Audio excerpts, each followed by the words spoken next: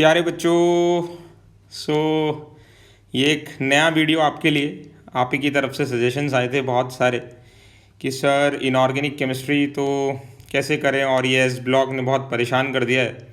अभी हम P block पढ़ रहे हैं बट हमको एस ब्लॉक का कुछ आइडिया नहीं है और हमको उधर से बहुत प्रॉब्लम हो रहा है, please help.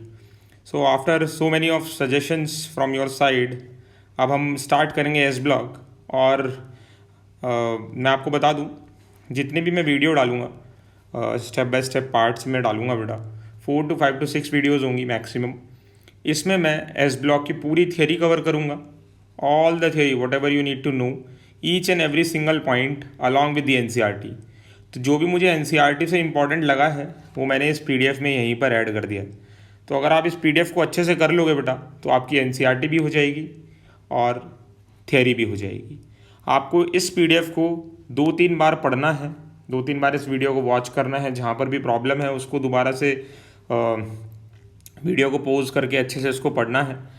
And once your one video is over, जब आप एक वीडियो अच्छे से देख लो उसके बाद उसी टॉपिक पे आपको क्वेश्चन सॉल्व करने हैं। जैसे ये वीडियो मैं स्टार्ट कर रहा हूँ, इसमें मैं बेसिक इंट्रोडक्शन दूंगा along with the all the physical properties, जितनी भी फिजिकल प्रॉपर्टीज़ हैं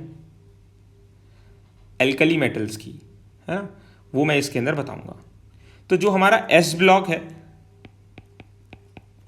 आपने पूरी पीरियोडिक टेबल के अंदर 4 ब्लॉक सुने होंगे, S block, P block, D block and F block. ऐसे हमारी पूरी पीरियोडिक टेबल डिवाइडेड है।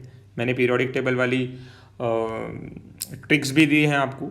अगर आप #7 वाला वीडियो चेक करोगे ना तो वहाँ सभी ट्रिक्स दी हैं, आप वहाँ से लर्न भी कर सकते हो। पीरियोडिक टेबल बहुत ईजी है।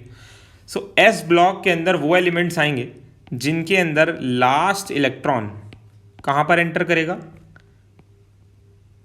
एस ऑर्बिटल के अंदर ऐड करेगा।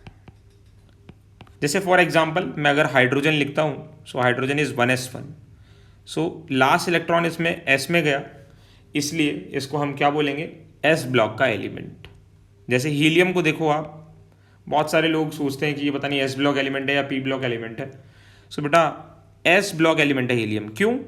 क्योंकि इसकी इलेक्ट्रॉनिक कॉन्फ़िगरेशन देखो 1s2, तो लास्ट इलेक्ट्रॉन किस में गया, एस में गया। सो इसलिए ये भी एक एस ब्लॉक का ही एलिमेंट है। उसको हमने 18th में क्यों रखा है, क्योंकि वो नोबल गैसेज है ना, तो नोबल गैस के साथ उसकी प्रॉपर्टीज़ मैच हो रही, इसलिए हमने उसको उधर रखा है। But it is also a S block element. So सबसे पहले हमें जेई और नीट का सिलेबस पता होना चाहिए। जेई नीट का सिलेबस बहुत ज़रूरी है। सो सारे एग्ज़ाम्स का हमें अलॉन्ग विद सीईटी सब कवर होगा इसके अंदर।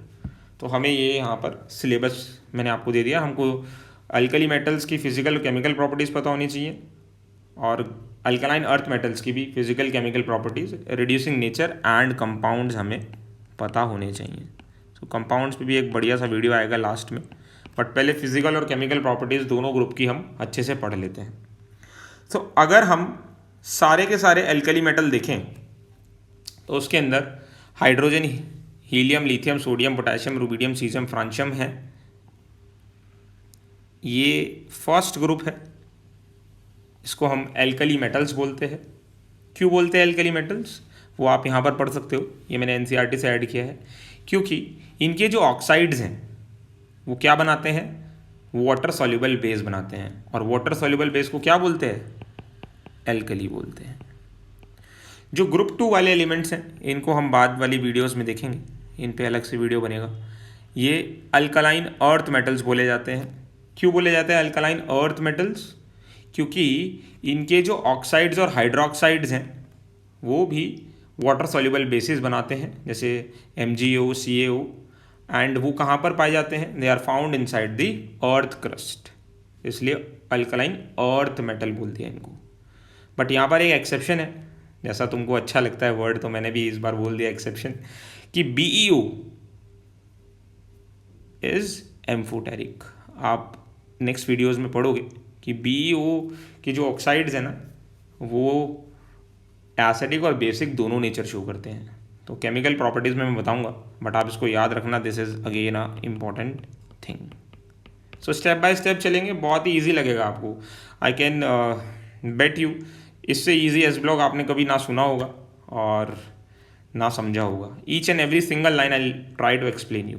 ओके, सो अभी मैंने आपको जनरल कॉन्फ़िगरेशन बता दिया। ये एल्कली मेटल्स हो गए, ये एल्कलाइन अर्थ मेटल्स हो गए, ये डिफरेंट पीरियड्स हो गए। कैसे याद करना है ली ना की रुबीना से फ्रेंडशिप, या है ली ना करे रब से फरियाद, बेटा मांगे कार स्कूटर बाप राजी, बेटी मांगे कार स्कूटर बाप राजी, बेटा मांगे कार सेंट्रो बाप राजी, बेटी मांगे कार सेंट्रो बाप राजी।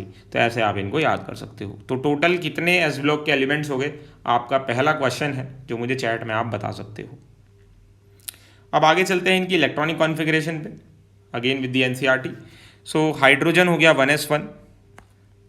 अब आप देखिए ये 1s1 हो गया, ये 2s1 हो गया, 3s1, 4s1, 5s1। तो आप ऐसे देख सकते हो 6s1 एंड 7s1।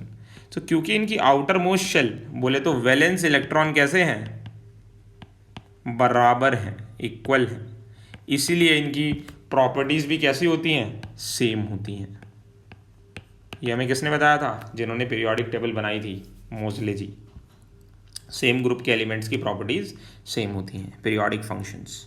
ऐसे ही अगर मैं एल्कलाइन अर्थ मेटल्स की बात करूँ, सो यहाँ पर आप देख सकते हो आउटर मोस्ट शेल में there are 2 electrons. So 2s2, 3s2, 4s2, 5s2, 6s2 and further we have 7s2। इनकी भी प्रॉपर्टीज सेम होंगी और इनकी जनरल इलेक्ट्रॉनिक कॉन्फ़िगरेशन हो गई ns2।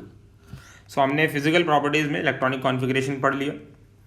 So just to motivate you before starting this complete series, complete topic of s block, यहाँ मैंने एक लाइन लिखी है आपके लिए, that you can do it. This is for those जिनको एस ब्लॉक में प्रॉब्लम है। तो अब देखना आप भी ऐसे ही मुस्कुराओगे इस बच्चे की तरह। So you will do it, you can do it and let us do it, we all will do it, will score in s block. So general characteristic के अंदर सबसे पहले आता है they are good conductors of heat and electricity. ये सभी को पता है और आपको पता है कि they are malleable and ductile. अब मुझे पता है बहुत सारे बच्चों को प्रॉब्लम होती है, सर ये मेलेबल का मतलब मुझे पता है, डक्टाइल का मतलब मुझे पता है, बट मैं ये कंफ्यूज हो जाता हूँ किसको वायर्स बोलते हैं और किसको शीट्स बोलते हैं। तो इसका सिंपल सा ट्रिक है, आप डेज जो होते हैं ना, हफ्ता, सप्ताह, इसके अंदर वीक होते हैं। तो आप ऐसे याद रख सकते हो, W for wires and D for ductility. ठीक है, तो डक्टिलिटी का मतलब है they can be drawn into wires, और मेलेबिलिटी का मतलब क्या हो जाएगा, they can be drawn into sheets. ऐसे कनेक्ट करके पढ़ोगे बहुत ईजी रहेगा। सो अल्कली मेटल +1 वैलेंसी शो करते हैं और एल्कलाइन मेटल +2, क्योंकि ऐसा करने के बाद वो क्या हो जाएंगे, नोबल गैस वाली कॉन्फ़िगरेशन में चले जाएंगे, स्टेबल हो जाएंगे। They are prepared by the electrolysis of their fused salts. मतलब इनको हम कैसे एक्सट्रैक्ट करते हैं, बनाते हैं, NaCl या CaCl2 या KCl, इन सॉल्ट्स को इलेक्ट्रोलाइज करके हम सोडियम, कैल्शियम, पोटेशियम बना सकते हैं। Okay, so they all are colourless except their forms in chromate and dichromate. तो इनके जो क्रोमेट और डाइक्रोमेट होते हैं उनका कलर होता है। जैसे KMnO4 क्या है, पोटेशियम, अब आपको पता होगा आगे। सो इसका कलर होता है पर्पल या फिर पिंक, PG ट्रिक से आप याद रख सकते हो, और इसका कलर होता है बच्चों ग्रीन। ठीक है, तो they form colourless compound except these. They all are diamagnetic, क्योंकि सारे इलेक्ट्रॉन्स इनके पेयर्ड होते हैं। दे फॉर्म आयनिक कंपाउंड्स, ये सभी आयनिक कंपाउंड बनाते हैं एक्सेप्ट लिथियम एंड बेरिलियम, क्योंकि आपने फजान्स रूल पढ़ा होगा, जितना छोटा साइज होता है उतना ही ज़्यादा कोवेलेंट कैरेक्टर होता है। सो ये कोवेलेंट कंपाउंड बनाते हैं।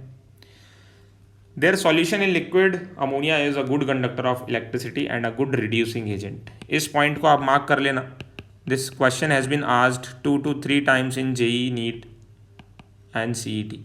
तो इसको मैं नीचे बताऊंगा आपको, why they are good reducing agent. Their oxides are basic, so इसके लिए ट्रिक है, MBA नहीं करना है। सो मेटल के ऑक्साइड्स कैसे होते हैं, बेसिक होते हैं, और ये सब मेटल्स हैं। और नॉन मेटल के जो ऑक्साइड्स होते हैं वो एसिडिक होते हैं। तो क्योंकि ये सब मेटल है, सो दे आर बेसिक। सो सबसे पहला फिजिकल प्रॉपर्टी आप देख सकते हो कि why they are known as alkali metals और इसमें फ्रांशियम जो है बहुत ही कम अमाउंट में नेचर में अवेलेबल है। इसका हाफ लाइफ देख सकते हो 21 मिनट्स ही है सिर्फ। बहुत ही रेडियो एक्टिव सब्सटेंस है ये। रेडियो एक्टिव आप समझते हो न्यूक्लियर केमिस्ट्री, है ना। इनकी जनरल कॉन्फ़िगरेशन NS1 होती है, ठीक है। इनके ऑक्साइड्स बेसिक होते हैं। रेडियस की बात करें तो जैसे जैसे हम लिथियम या हाइड्रोजन को देखें 1s1, यहाँ एक ही शेल है, बट यहाँ पर देखो 2 शेल हो गए। सोडियम में जाएंगे तो 1s2, 2s2, 2p6, 3s1। तो यहाँ बच्चों एक ही शेल है, यहाँ हो गए 2 शेल, और सोडियम में हो गए 3 शेल। तो अब आप देख सकते हो, आपको देख के ही पता चल रहा होगा कि साइज़ क्या होता जा रहा है बच्चों। Size is increasing down the group, तो नीचे जा रहे हैं तो साइज़ बढ़ता जा रहा है। आयनिक रेडियाई भी, आयनिक रेडियाई क्या है, जैसे मेरे पास सोडियम है और यहाँ पर मैंने इससे एक इलेक्ट्रॉन निकाल दिया कुछ एनर्जी देके, जिसको हम आयनाइजेशन एनर्जी 1 बोलते हैं।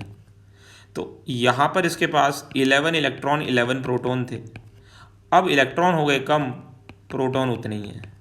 तो यहाँ एक बच्चे ने एक बच्चे को डिफेंड कर रखा था फुटबॉल के मैच में, यहाँ एक टीम में बच्चे ज़्यादा हो गए और एक में कम, तो अब और ज़्यादा स्ट्रांगली वो उसको डिफेंड कर सकते हैं। तो क्या हो जाएगा, साइज़ डिक्रीज़ हो जाता है।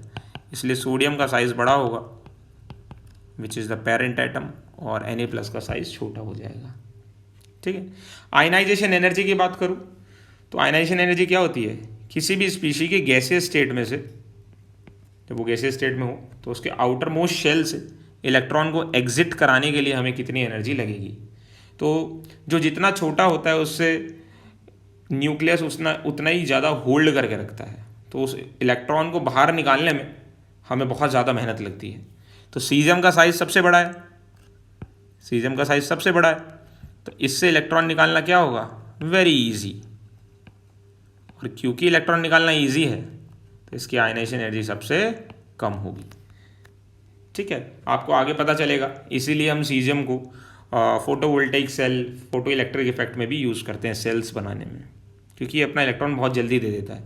और जो अपना इलेक्ट्रॉन बहुत जल्दी दे देगा उसी को हम क्या बोलेंगे कि ये सबसे ज़्यादा इलेक्ट्रोपॉजिटिव है, ये सबसे ज़्यादा मेटेलिक है, ये सबसे अच्छा मेटल है। क्योंकि मेटल्स की टेंडेंसी क्या होती है, इलेक्ट्रॉन लूज करने की। ये आप बचपन से पढ़ रहे हो अपने।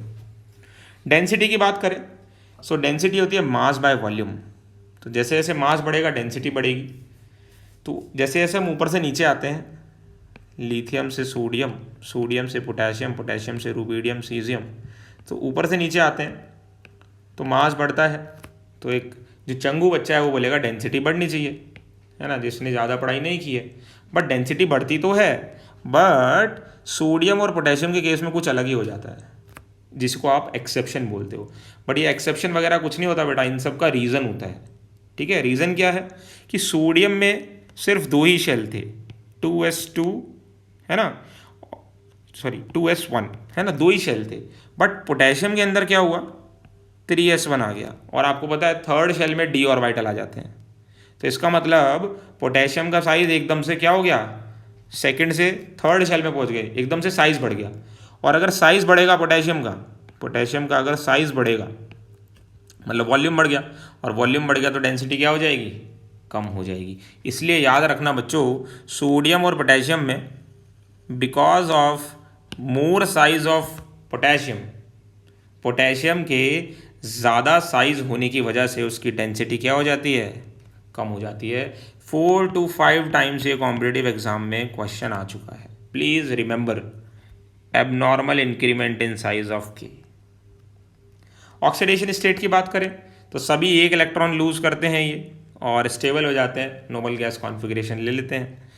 एक से ज़्यादा लूज नहीं करते, क्योंकि अगर इनकी हम सेकंड और थर्ड आयनाइजेशन एनर्जी कंपेयर करें तो वहाँ आयनाइजेशन एनर्जी काफ़ी ज़्यादा है और वो इलेक्ट्रॉन ये लूज़ नहीं करना चाहते, बिकॉज ये अब स्टेबल हो गए। जैसे सोडियम एक इलेक्ट्रॉन देने के बाद क्या बन जाएगा, इट विल बिकम 2-8, और ये बहुत ही स्टेबल नियॉन की इलेक्ट्रॉनिक कॉन्फ़िगरेशन इसने गेन कर ली है।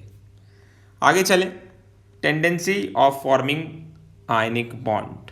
तो ये सब क्या है, अपने इलेक्ट्रॉन्स लूज़ कर रहे हैं बहुत आसानी से, और जो इलेक्ट्रॉन जल्दी लूज कर रहा है तो मतलब वो क्या बना लेगा, कैटायन बना लेगा by the loss of electron, इसलिए they form ionic bond. But आपको फजान्स रूल याद होगा, फजान्स जी ने बोला था अगर कैटायन का साइज छोटा है, स्मॉल साइज ऑफ कैटायन, तो उसके अंदर कोवेलेंट कैरेक्टर ज़्यादा होता है। सो जो लिथियम और बेरिलियम है जो अपने अपने ग्रुप के अंदर सबसे ऊपर बैठे हैं पोजीशन में, इनका साइज सबसे छोटा है, तो ये क्या बनाते हैं, ये आयनिक कंपाउंड नहीं कोवेलेंट कंपाउंड बनाते हैं। इसलिए आप आगे भी पढ़ोगे कि लिथियम के सॉल्ट्स जो होते हैं वो पानी में सॉल्युबल नहीं होते, ऑर्गेनिक सॉल्वेंट में ज़्यादा सॉल्युबल होते हैं, क्योंकि ये कोवेलेंट है, आयनिक नहीं है, पानी आयनिक होता है। कलर की बात करें तो ये सब अपना अपना, जैसे सोडियम ने 1 इलेक्ट्रॉन लूज़ किया और 2,8 बन गया, 1s2 2s2 2p6, सारे इलेक्ट्रॉन्स क्या हैं, पेयर्ड अप हैं। सो दे आर ऑल डायामैग्नेटिक। ये सब कैसे होते हैं, डायामैग्नेटिक होते हैं। और क्योंकि कोई भी इलेक्ट्रॉन इनके पास मोबाइल इलेक्ट्रॉन या अनपेयर्ड इलेक्ट्रॉन नहीं है, इसलिए ये कैसे होंगे, दे आर कलरलेस, ये सब कलरलेस होते हैं। ठीक है, सिल्वरी इनका कलर होता है, आप आगे पढ़ोगे। जितने ज़्यादा अनपेयर्ड इलेक्ट्रॉन होते हैं उतना ही कलर इंटेंस होता चला जाता है, तो ये सब हम आगे पढ़ेंगे। ठीक है, मैग्नेटिक बिहेवियर की बात करें तो ये अभी के अभी क्वेश्चन बना था जेई में, अभी मैं आपको बताता हूँ। So the compound of alkali metals are diamagnetic, क्योंकि सारे इलेक्ट्रॉन्स पेयर्ड हैं। बट अगर मैं सुपर ऑक्साइड की बात करूँ, सुपर ऑक्साइड क्या होता है, जब 2 ऑक्सीजन पे जो बॉन्डेड है -12 चार्ज हो। तो इसमें पूछा गया था अभी जेई में, ये 3 बार आया क्वेश्चन। इस बार क्या पूछा है कि KO2 कैसा सब्सटेंस है, तो आप में से कोई भी बता सकता है। K is a alkali metal, तो इस पर +1 चार्ज आएगा, O2 पे -1 आएगा, 2 पे -1, तो 1 O पे कितना हो गया, -12, तो ये क्या हो गया, सुपर ऑक्साइड। और सुपर ऑक्साइड कैसे होते हैं, पैरामैग्नेटिक, क्योंकि इनके पास एक अनपेयर्ड इलेक्ट्रॉन है। आपने MOT से भी देखा होगा, ये O2 के पास 2 अनपेयर्ड इलेक्ट्रॉन होते हैं, मैंने लास्ट वीडियोस में भी बताया था। तो O2- के पास एक अनपेयर्ड बचेगा, एक अनपेयर्ड बच गया तो ये पैरामैग्नेटिक हो गया। सबमरीन्स या जो आजकल कैप्सूल सूट्स बन रहे हैं ना, वेरी 1 पीपल, कोई भी जाके एक इंसान रह सकता है, बहुत चीप होते हैं वो कैप्सूल, होटल्स बोलते हैं उनको, या सबमरीन्स, उनके अंदर इसको बहुत यूज़ करते हैं। सपोज चंगू बच्चा है, अब चंगू बच्चा जा रहा है कहाँ, आसमान में, है ना, तो अब इसको क्या ज़रूरत होगी, इसको ऑक्सीजन की ज़रूरत होगी। तो क्या करते हैं, उधर KO2 का एटमॉस्फेयर KO2 डाल देते हैं, तो जो ये CO2 एक्सहेल करेगा वो KO2 के साथ रिएक्ट करके एब्जॉर्ब हो जाएगी, K2CO3 बन जाएगा और नई ऑक्सीजन प्रकट हो जाएगी बच्चों। और जितनी ज़्यादा ऑक्सीजन बनती जाएगी उतनी ज़्यादा चंगू को वहाँ पर ऑक्सीजन कम कैरी करनी पड़ेगी। और द बेस्ट पार्ट इज इसका CO2 क्या होता जा रहा है, जो चंगू CO2 एक्सहेल कर रहा है वो यूज़ अप होती जा रही है। So this is the beauty of chemistry. Flame test की बात करें तो अगर आप केमिस्ट्री लैब के अंदर गए हो, आपने उसके दर्शन किए हैं, तो वहाँ पर क्या होता है, एक बंसन बर्नर होता है। तो अगर हम स्पैचुला मतलब केमिस्ट्री की स्पून ऐसी कुछ होती है, तो इसके अंदर अगर हम सोडियम पोटेशियम इनको लें और डायरेक्ट बर्न करें, तो होता क्या है कि इलेक्ट्रॉन्स जो हैं उनको एनर्जी मिलती है जब आप बर्न करोगे, तो क्या होता है, लोअर एनर्जी से हायर एनर्जी स्टेट में चले जाते हैं। अब हायर एनर्जी स्टेट में जाके पता चलता है कि एनर्जी बढ़ गई तो स्टेबिलिटी कम हो गई, तो ये वहाँ से फिर वापस आते हैं। और जब ये वापस आते हैं ग्राउंड स्टेट में, तो जो एनर्जी एब्जॉर्ब की थी उसको एमिट करते हैं। और अगर वो एमिट करने पे विजिबल रीजन में आ गई, विजिबल रीजन कौन सा होता है, 380 नैनोमीटर से 780 नैनोमीटर तक ये विजिबल रीजन होता है। इस रीजन में हमें कलर्स विजिबल होते हैं, तो अगर इस रीजन में आ गई तो वो कलर इम्पार्ट करते हैं। तो सभी के अलग अलग कलर्स हैं, आप देख सकते हो। लिथियम का कलर क्रिम्सन रेड होता है, sodium is yellow, potassium is violet lilac, R से रुबीडियम, आर से reddish violet, and caesium is blue. Caesium अपना इलेक्ट्रॉन बहुत जल्दी किसी को भी डोनेट कर सकता है ना, बहुत ज़्यादा मेटेलिक है, इसी वजह से इसको हम फोटो इलेक्ट्रिक इफेक्ट और सेल्स बनाने में इसको यूज़ करते हैं। सो विजिबल रीजन की रेंज याद रखना, ये डायरेक्ट नीट में पूछी गई है बच्चों इन द पास्ट ईयर्स। आ रहा है मज़ा, सब कुछ अच्छे से समझ में आ रहा है? मुझे कमेंट सेक्शन में ज़रूर बताना बेटा, इससे मुझे भी मोटिवेशन मिलता है। ठीक है, आगे चलते हैं। रिड्यूसिंग नेचर, रिड्यूसिंग कैरेक्टर, ये बहुत ही इंपॉर्टेंट क्वेश्चन है। तो रिड्यूसिंग नेचर का मतलब क्या है? जो दूसरे का रिडक्शन कर दे, मतलब दूसरे को इलेक्ट्रॉन दे दे। तो सबसे जल्दी इलेक्ट्रॉन कौन देगा? सीजियम देगा। तो ऑर्डर क्या होना चाहिए? Caesium, rubidium, potassium and sodium. चंगू बच्चा बोलेगा लिथियम सबसे लास्ट में आना चाहिए, बट बच्चों लिथियम आता है सबसे पहले। तो यहाँ तक तो ऑर्डर लग गया, क्योंकि आपको पता है सीजियम सबसे जल्दी इलेक्ट्रॉन देता है। बट लिथियम सबसे ऊपर क्यों आ गया? क्योंकि जो रिड्यूसिंग नेचर है वो और फैक्टर्स पे भी डिपेंड करता है, heat of vaporisation, ionisation energy and heat of hydration. But यहाँ इन दो फैक्टर पे कोई फर्क नहीं पड़ रहा, हीट ऑफ हाइड्रेशन पे फर्क पड़ रहा है बेटा। So because of heat of hydration lithium is the strongest species which shows the maximum or the highest reducing nature। आप देख सकते हो इसका E नॉट, जो आपने इलेक्ट्रोकेमिस्ट्री में पढ़ा भी होगा, वो सबसे ज़्यादा नेगेटिव है। इसका मतलब इसका रिड्यूसिंग नेचर बहुत बहुत ज़्यादा है। अब आपके दिमाग में आएगा सर ये हीट ऑफ हाइड्रेशन लिथियम का ज़्यादा क्यों है? तो होता क्या है बेटा, इसका मतलब क्या है मैं बता देता हूँ आपको। लिथियम काफ़ी छोटा होता है नॉर्मली, है ना। तो हीट ऑफ हाइड्रेशन का मतलब है, या किसका ज़्यादा होता है हीट ऑफ हाइड्रेशन? जो जितना छोटा होता है ना नॉर्मली, जनरली, उसका हीट ऑफ हाइड्रेशन उतना ही ज़्यादा होता है। तो इसको आप ऐसे याद रख सकते हो, जो जितना छोटा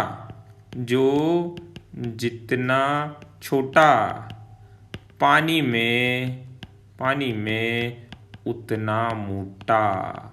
तो लिथियम सबसे छोटा है, इसलिए पानी में सबसे मोटा है, सबसे बड़ा है। अभी मैं नीचे दिखाऊंगा इसका साइज़ कितना बड़ा हो जाता है, और सीजियम बहुत छुटको सा रह जाता है इसके सामने।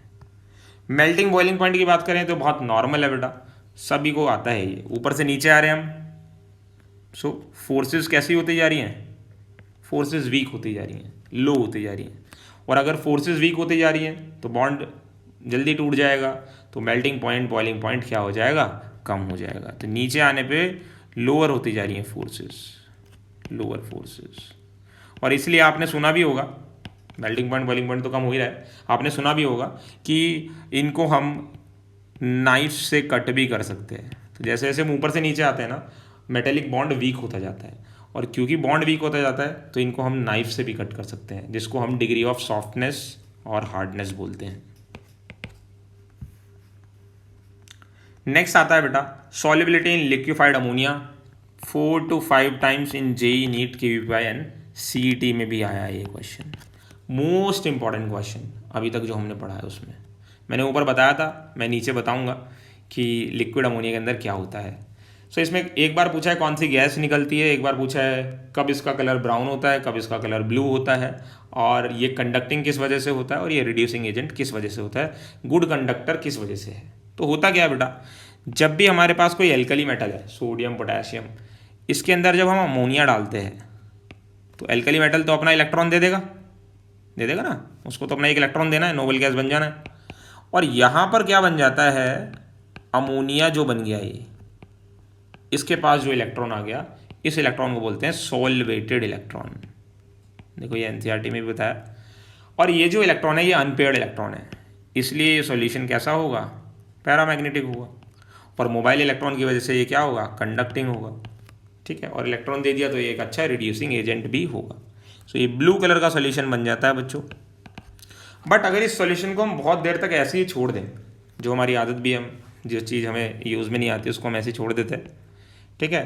तो जो सॉल्वेटेड हमारे पास स्पीशी बनी है, ठीक है, अमोनिया के अंदर, उसको अगर हम ऐसे ही छोड़ दें विद द इलेक्ट्रॉन बहुत टाइम तक, तो यहाँ से MnH2 बन जाता है विच इज़ द अमाइड, और यहाँ से कौन सी गैस निकल जाती है, हाइड्रोजन गैस। सीधे सीधे 4 नंबर, मतलब अगर आपको आता है तो 15,000 रैंक आपकी प्लस माइनस में हो जाएगी, नहीं आता है तो फिर प्रॉब्लम हो जाएगी। ठीक है, so this is the beauty. ठीक है, सो ये अब क्या होगा, इसका कलर ब्रॉन्ज कलर का हो जाता है, और क्योंकि इलेक्ट्रॉन यूज़अप हो गया तो ये डायामैग्नेटिक बन जाता है पैरामैग्नेटिक से, क्योंकि इलेक्ट्रॉन्स पेयर्ड अप हो गए। So very important, you can also right in the comment section कि आपको ये कितना अच्छा लगा। हाइड्रेशन एनर्जी मैंने अभी बता दिया आपको, जो जितना छोटा पानी में उतना मोटा। सो लिथियम छोटा होता है तो पानी में ये इतना मोटा हो जाता है, बहुत मोटा हो जाता है। क्यों? क्योंकि ये बहुत सारे वाटर मॉलिक्यूल्स को अपनी तरफ अट्रैक्ट कर लेता है। तो लिथियम जब पानी के अंदर जाएगा बच्चों, तो इसके आसपास इतने सारे वाटर मॉलिक्यूल्स आ जाएंगे कि इसका साइज़ मैं बताता हूँ तुमको कितना बड़ा हो जाएगा। देखो अभी तुम कंपेयर करो, और सीजियम के पास उतने पानी के वाटर मॉलिक्यूल नहीं आएंगे। तो सपोज सीजियम का साइज़ ये है, जस्ट टू इमेजिन, तो लिथियम का साइज़ कुछ इतना बड़ा है। नाउ यू कैन कंपेयर कितना बड़ा है ये, ठीक है। और मैंने आपको बताया था यहाँ पर आपको एग्जामिनर घुमा सकता है कि बच्चे को तो लगेगा आहा हा क्या, कि लिथियम का साइज़ छोटा है तो पानी के अंदर डिज़ोल्व हो गया, तो उसके सॉल्ट भी पानी के अंदर डिज़ोल्व होते होंगे। ना ना ना ना ना, जो जितना छोटा पानी में उतना मोटा। This concept is for solution. अब सॉल्ट की बात करें तो सॉल्ट में आप क्या यूज़ करोगे? फजान्स रूल, याद रखना। और फजान्स जी ने क्या बताया था? कैटायन का साइज़ जितना स्मॉल होगा उसके अंदर कोवेलेंट कैरेक्टर उतना ज़्यादा होगा, आयनिक कैरेक्टर उतना कम होगा। और आयनिक कैरेक्टर अगर कम होगा, पानी तो आयनिक है, तो सॉल्युबिलिटी पानी के अंदर कम होगी, ऑर्गेनिक सॉल्वेंट के अंदर ज़्यादा होगी। याद रखना कि जो इतने भी लिथियम के सॉल्ट हैं, तो इसका साइज़ बहुत छोटा है, इसकी पोलराइजिंग पावर बहुत ज़्यादा है अकॉर्डिंग टू फजान्स रूल। तो ये कोवेलेंट कंपाउंड बनाता है, और कोवेलेंट कंपाउंड पानी के अंदर इनसॉल्युबल होते हैं प्यारे बच्चों। Please remember all these things. और अब ये देखिए, लिथियम का साइज़ बढ़ गया, ये मोटा हो गया और ये छोटा है। तो अगर पानी के अंदर मैं पूछूं किसकी मोबिलिटी ज़्यादा होगी, कौन तेज़ी से चलेगा, तो अब आप बता सकते हो मोटे लोग कैसे चलते हैं? धीरे धीरे। और पतले लोग कैसे चलेंगे? Fast fast.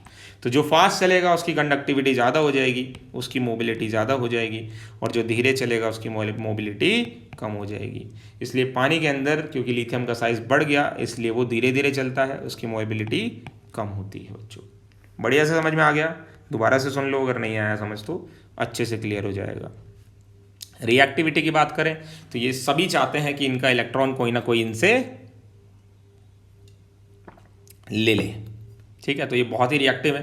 आपने देखा होगा सोडियम को तो पानी के अंदर नहीं रख सकते, केरोसिन के अंदर रखा जाता है, ठीक है। बहुत सारे एक्सीडेंट हर साल होते रहते हैं। Those who don't know chemistry, अगर इसको आपने पानी दिया तो ये तो मतलब तबाही मचा देता है, ठीक है।